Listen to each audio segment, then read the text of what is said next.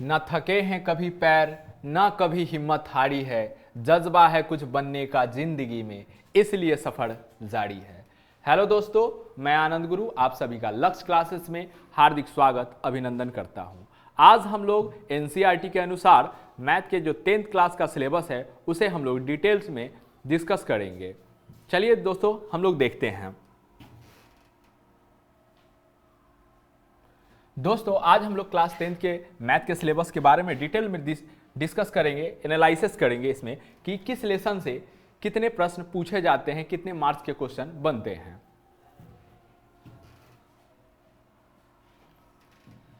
चलिए दोस्तों हम लोग अब देखते हैं कि एनसीईआरटी के विषय सूची के अनुसार हम लोग को मैथ में जो है 15 लेसन पढ़ना है। पहला लेसन है हम लोग का वास्तविक संख्या यानी कि रियल नंबर। इसमें हम लोग सबसे पहले संख्या के बारे में पढ़ेंगे और उसके बाद हम लोग संख्या के प्रकार के बारे में अच्छे तरीका से पढ़ लेंगे। फिर उसमें आने वाले सूत्रों को देखेंगे और उन पे आने वाले सवाल को भी हम लोग अच्छे तरीका से हल करेंगे। जैसे कि इसमें हम लोग प्राकृत, पूर्ण, पूर्णांक, सम, विषम, भाज, अभाज, सहभाज, परिमेय संख्या, अपरिमेय संख्या, वास्तविक संख्या, काल्पनिक संख्या, इन सभी संख्याओं के बारे में डिटेल्स में इस पर समझेंगे और इस पर आने वाले प्रश्नों को भी देखेंगे। फिर उसके बाद हम लोग यूक्लिड विभाजन और उसके बाद इसमें जो हम लोग दशमलव प्रसार के बारे में भी हम लोग समझेंगे कि शांत दशमलव किसे कहेंगे, अशांत दशमलव कितने प्रकार के होते हैं, अशांत आवर्ती, अशांत अनावर्ती के बारे में भी हम लोग समझेंगे।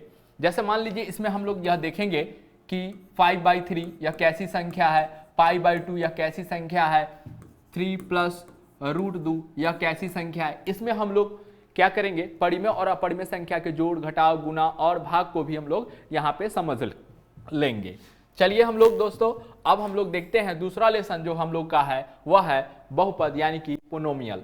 इसमें हम लोग बहुपद किसे कहते हैं यह देखेंगे। उसके बाद बहुपद के घात के बारे में समझेंगे, बहुपद के पद के बारे में समझेंगे और उसके बाद हम लोग बहुपद का वर्गीकरण करेंगे। बहुपद का वर्गीकरण हम लोग दो आधार पे करेंगे। पहला पद के आधार पे, पद के आधार पे हम लोग देखेंगे कि बहुपद एक पदी, द्विपदी, त्रिपदी होते हैं। फिर उसके बाद इस घात के आधार पे जब हम लोग करेंगे तो उसमें हम वहां पे हम लोग समझेंगे एक घाती बहुपद किसे कहते हैं, द्विघाती बहुपद किसे कहते हैं, तीन घाती बहुपद किसे कहते हैं और इस पर किस प्रकार के सवाल पूछे जाते हैं उसको भी हम लोग हल करेंगे।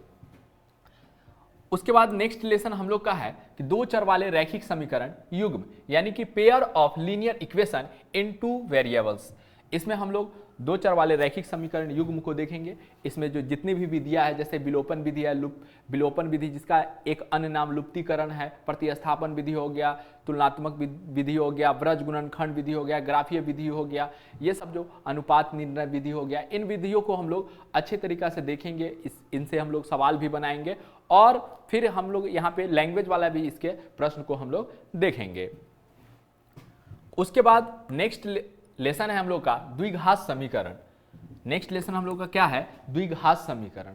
तो इसमें हम लोग देखेंगे कि द्विघात समीकरण किसे कहते हैं। वैसा समीकरण जिसका अधिकतम घात कितना हो, 2 हो, उसे द्विघात समीकरण कहते हैं। या हम यह भी कह सकते हैं कि ax² + bx + c = 0 जहां a0 = 0 के रूप के समीकरण को ही हम लोग द्विघात समीकरण कहते हैं।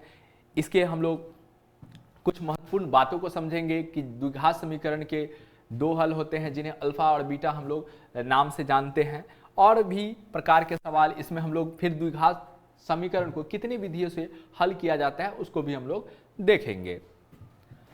फिर नेक्स्ट लेसन है हम लोग का समांतर श्रेणी यानी कि अर्थमेटिक प्रोग्रेशन। इसमें हम लोग देखेंगे कि कोई संख्या दिया गया है तो वह एपी में है या नहीं है, कैसे पता करेंगे। जैसे मान लीजिए एग्जाम्पल में हम लोग यह देखते हैं कि 2 है, 4 है, 6, 8, 10 है, डैश डैश। फिर मान लीजिए एक श्रेणी है 2, 5, 9, 19, 58, डैश डैश। तो देखिए इन दोनों संख्याओं में हम लोग क्या देखते हैं कि यहाँ पे ना एक निश्चित पैटर्न चल रहा है, यानी कि संख्या 2 से बढ़ती जा रही है। तो यहाँ पे एक निश्चित पैटर्न है। कहने का यह मतलब है कि यह एपी में है। अगर कहीं संख्याओं में किसी संख्याओं में निश्चित पैटर्न का पालन हो रहा है तो वह एपी में है। तो यह किस में है, यह एपी में है, एपी में है। जबकि अगर यहां देखिए तो संख्या है ना, कोई इसमें कोई निश्चित पैटर्न नहीं है, तो यहां संख्या यह एपी में नहीं है। इसमें हम लोग एपी में हम लोग पदों को निकालना, उसके बाद टीएन का जो सूत्र है, एसएन का जो फॉर्मूला है, वो सब हम लोग इसमें देखेंगे। ठीक है,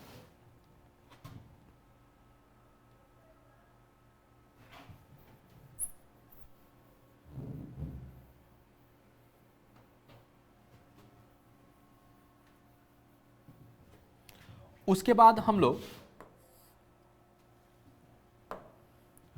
बाद दोस्तों हम लोग पढ़ेंगे समरूप त्रिभुज यानी कि सिमिलर ट्रायंगल के। दोस्तों हम लोग पिछले कक्षा में, कक्षा 9th में हम लोग पढ़ के आए हैं त्रिभुज की सर्वांग समता। इस क्लास में हम लोग त्रिभुज की समरूपता के बारे में पढ़ेंगे कि कब त्रिभुज समरूप कहलाएगा।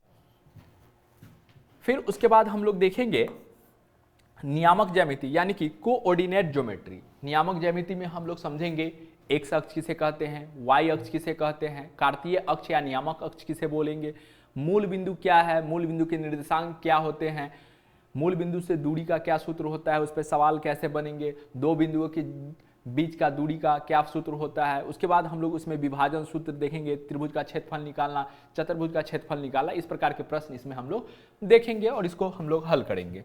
फिर उसके बाद नेक्स्ट लेसन हम लोग का त्रिकोणमिति का परिचय यानी कि इंट्रोडक्शन ऑफ ट्रिगोनोमेट्री।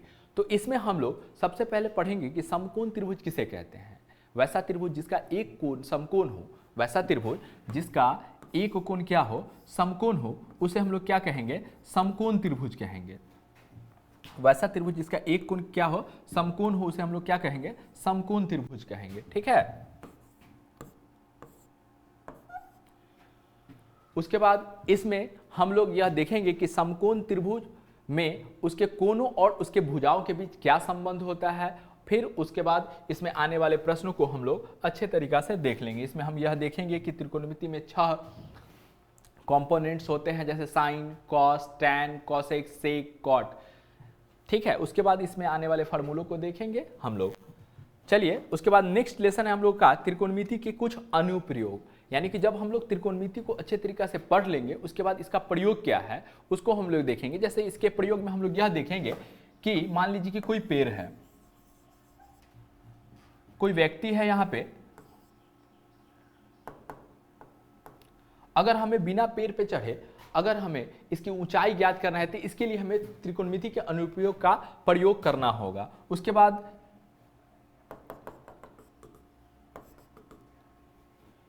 बाद मान लीजिए कि अगर कोई पतंग उड़ रही है हवा में,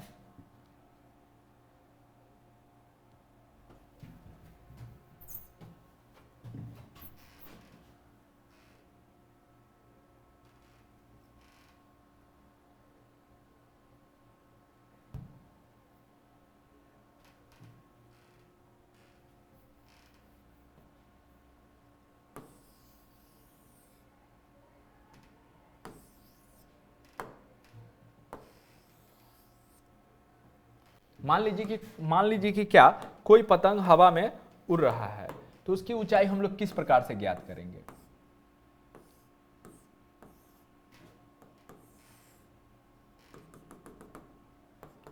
ये सब किस में हम लोग पढ़ेंगे, इसमें हम लोग त्रिकोणमिति के कुछ अनुप्रयोग में हम लोग पढ़ेंगे। उसके बाद है विड्थ की क्या है दोस्तों, उसके बाद हम लोग क्या देखेंगे कि विड्थ की स्पर्श रेखा यानी कि टेंजेंट टू ए सर्किल। इसमें हम लोग देखेंगे कि वृत्त की किस प्रकार से स्पर्श रेखा खींची जाती है। जब दो वृत्त को आपस में सटा कर रख दिया जाए तो उसमें स्पर्श रेखा की संख्या कितनी है, जब दो वृत्त को अलग अलग रखा जाए तो उसमें स्पर्श रेखा की संख्या कितनी है, इसके बारे में हम लोग डिटेल्स में देखेंगे। और इसमें यह समझेंगे कि वृत्त की स्पर्श रेखा और उसकी त्रिज्या के बीच में क्या रिलेशन है, यानी कि क्या संबंध है।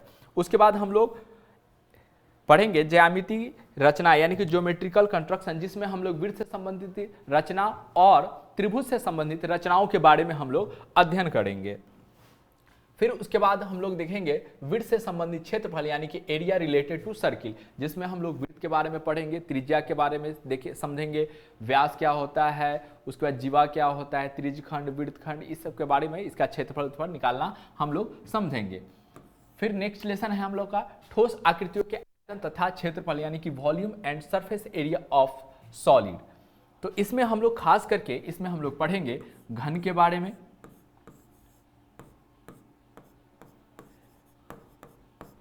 इसमें हम लोग देखेंगे घनाभ के बारे में,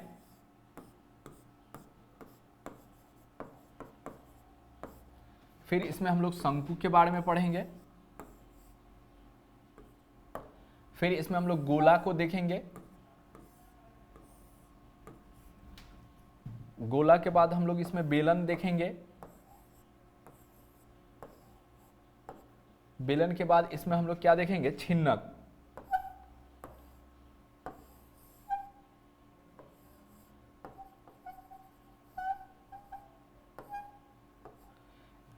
इन सभी जो ठोस आकृति है इससे संबंधित प्रश्नों को इसमें हम लोग देखेंगे। उसके बाद है सांख्यिकी, जिसमें हम लोग माध्य, माध्यक और बहुलक के बारे में अध्ययन करेंगे। इसमें हम लोग यह देखेंगे अवर्गीकृत आंकड़े का माध्य, माध्यक, बहुलक किस प्रकार से निकाला जाता है, वर्गीकृत आंकड़ों का माध्य, माध्यक, बहुलक किस प्रकार से हम लोग निकालते हैं।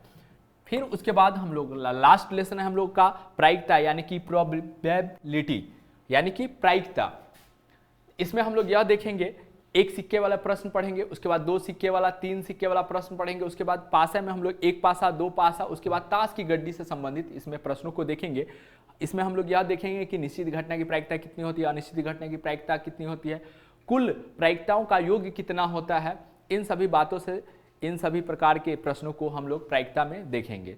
उम्मीद करते हैं कि आप लोगों को यह समझ में आ गया है। अब हम लोग अपने नेक्स्ट स्लाइड पे आते हैं और उसको समझते हैं।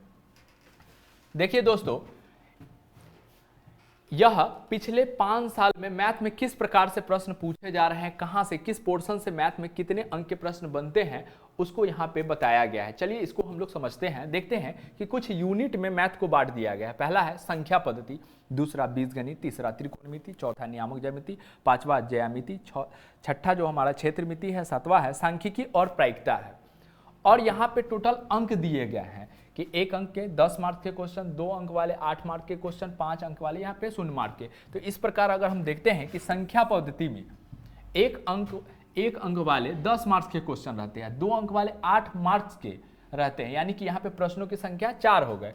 5 अंक वाले यहाँ कोई प्रश्न नहीं होते थे। इस प्रकार कुल मिलाकर संख्या पद्धति से हमारा टोटल 18 मार्क्स के क्वेश्चन बनते हैं। उसके बाद दूसरा हमारा है बीजगणित। तो बीजगणित में हम लोग देखते हैं कि 1 अंक वाला 20 मार्क्स के क्वेश्चन होते हैं, 2 अंक वाला 10 मार्क्स के, यानी कि प्रश्नों की संख्या यहाँ पे 5 हुआ। 5 अंक वाले 10 मार्क्स के, यानी कि यहाँ पे 5 अंक वाले 2 क्वेश्चन पूछे जाते हैं। तो इस प्रकार कुल मिलाकर 40 मार्क्स के सवाल पूछे जाते हैं। तीसरा हमारा पोर्शन है त्रिकोणमिति। त्रिकोणमिति में देखते हैं हम लोग कि 1 अंक वाले 20 मार्क्स के सवाल, 2 अंक वाले 10 मार्क्स के, 5 अंक वाले 10 मार्क्स के, यानी टोटल 40 मार्क्स के सवाल पूछे जाते हैं। उसके बाद है हमारा नियामक ज्यामिति, जिसमें हम लोग देखते हैं कि 1 अंक वाले 10 मार्क्स के, 2 अंक के 8 मार्क्स के क्वेश्चन, यानी कि 4 प्रश्नों की संख्या हुई। 5 अंक वाले कोई भी प्रश्न नहीं बनते हैं इससे। कुल मिलाकर यहाँ पे 18 मार्क्स के सवाल बनते हैं।